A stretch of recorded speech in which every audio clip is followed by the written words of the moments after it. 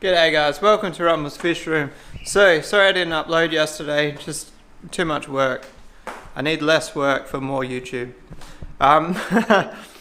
Sad thing is I'm not joking. Alright, so today we're going to start building the timber frames for the 2-foot tanks because I really want to get the convicts into a 2-foot tank. I know they're only convicts, but a 2-foot tank is going to be perfect opportunity for me to get the photos that I want. Mind you, in saying that, the size of them isn't really adequate for the photos I want. I want them to be pretty much full grown to get the photos. But we've got to make these frames today. But I don't know if you can tell by the video, but it's hot out there. And my weekend body, it has a different temperature range to my weekday body.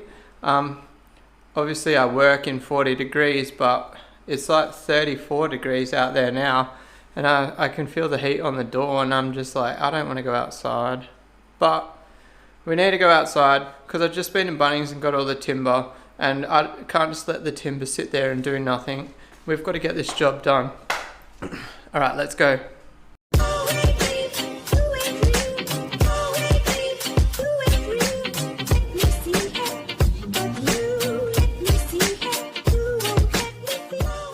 Alright guys, so for those who don't know, we're actually building racks for those 2-foots there.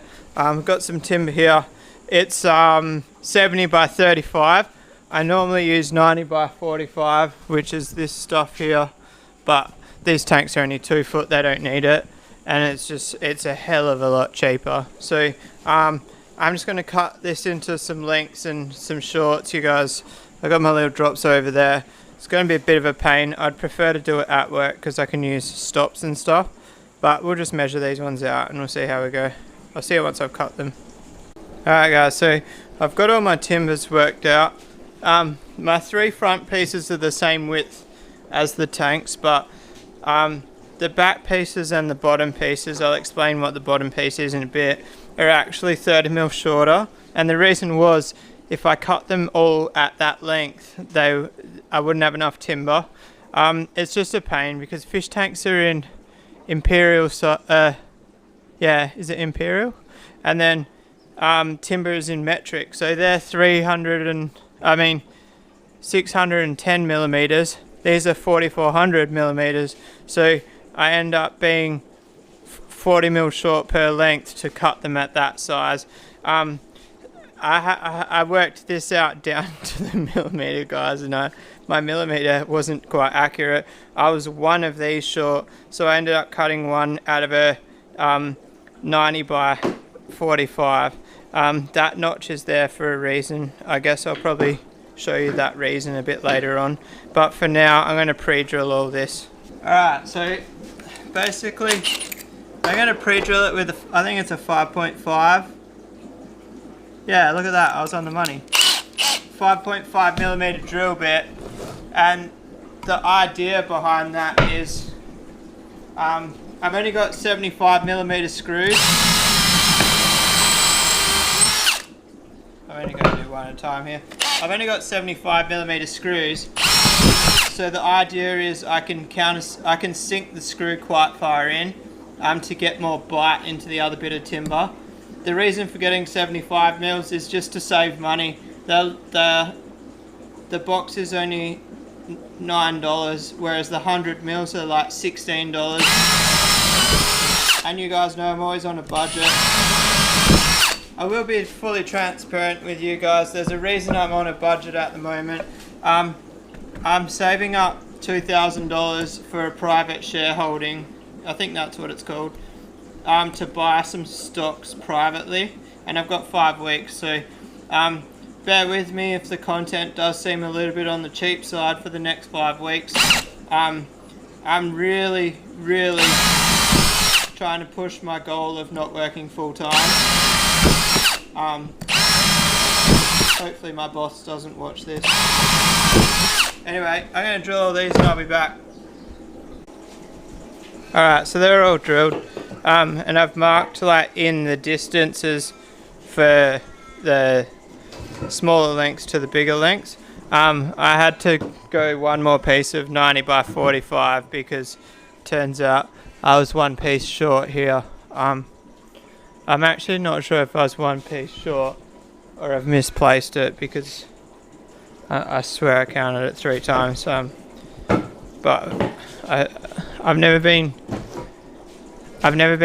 diagnosed with dyslexia, but I do think I do have it a bit because I don't do the numbers game well sometimes. I always write down the opposite to what I say in my head as well. But I don't know whether that's enough to be textbook on the scale sort of thing. But anyway, I'm going to start screwing these together. Alright guys, so it doesn't matter which one I grab. I'm just using PVA. It's not the outdoor PVA, it's just as normal PVA, so it's not really the exact glue I should be using. I've drilled my holes in the wrong spot on these, but I'm just putting these legs in a little bit. It doesn't matter. I should have used a tape measure, but I'm kind of rushing this for actually no reason at all. I'm just hot and bothered. So then I'm not going to be able to put this in one hand, but it's just a matter of screwing that together. Alright, and voila, there we have 3 frames. I didn't put a center brace in it. I don't think they need it. I guess we'll find out. If they crack the bottom, then they need a center brace, but they're only 2-foot tanks. So you might think I'm being way too casual with all this. I kind of am, but these are the smallest tanks I've ever, or not ever owned. These are the smallest tanks that I've got in my fish room, and I am being a little bit complacent. Don't be this complacent if you're putting like 6x2s on a rack. Take a bit more time, but this is just what I'm doing for this one. Alright, so now I've just got to screw these on here like that, and then we're ready for our next step. Alright, so now we've got this piece made and this piece made. We just need to marry these two. I'm kind of looking for my square, but it doesn't really matter if we don't find it. Basically what I'm thinking of doing is I'll just screw this to the wall, and then I'll put packers behind this rail, and it will raise and lower that front to get the front level. So if anything, I want this to be slightly down from square than completely square. I've just got to find my square, and then I'll screw these off, and I'll see you after that. Sorry I'm not doing much progress shots, guys. I can't find my tripod. I think it might be at work. I really need to get a work tripod and then a home tripod, but I use both for both tasks. I use one for both tasks. And there we go, guys. 3 racks made. 2 different sizes because there's one different size tank there. Still a little frustrated about that, but we're going to make do with what tanks we've got. And then so these go in here. I'll show you where they go. I'm going to take them to work to paint them because I've got some black paint at work. We've actually got 2 batches of flower horns here. If it doesn't rain, it pours.